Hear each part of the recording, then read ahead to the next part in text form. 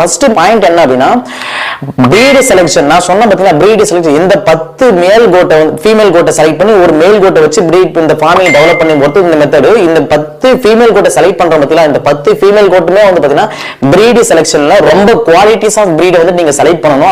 அப்படி செலக்ட் பண்ணி நீங்க வந்துட்டு அடுத்த லெவல்ல நீங்க கொண்டு போனா மட்டும் தான் உங்களுக்கு குவாலிட்டிஸ் ஆஃப் அவுட்புட் அப்படிங்கிறது வரும். ரெண்டாவது வந்து பாத்தீங்க அப்படின்னா ஃபார்மிங் செலக்ஷன். ஃபார்மிங் செலக்ஷன்னா இப்போ நீங்க பிரீடை செலக்ட் பண்ணிட்டீங்க, பிரீட் நல்ல குவாலிட்டி ஆஃப் பிரீடை செலக்ட் பண்ணீங்க. ஃபார்மிங் செலக்ஷன் அதாவது என்ன மாதிரியான ஃபார்மிங் நம்ம வந்துட்டு அதை பண்ண போறோம். ஒரு ஆடு சூஸ் பண்ணிட்டீங்க ஃபீமேல் ஆடு, அது எந்த மாதிரி மெத்தட்ல நம்ம வந்துட்டு ஃபார்மிங் பண்ண போறோம். அதாவது அது வந்து தரை முறையில வளர்க்க போறோமா, இல்ல கொட்டை முறையில வளர்க்க போறோமா, இல்ல பரன் மேல வளர்க்க போறோமா, இல்ல மேய்ச்சல் முறையில வளர்க்க போறோமா. சோ இந்த மாதிரி வந்துட்டு என்ன முறையில நம்ம வந்துட்டு அதை வந்துட்டு வளர்க்க போறோம் அப்படிங்கிற ஒரு கிளியர் கட்டான மைண்ட் செட் வரும்.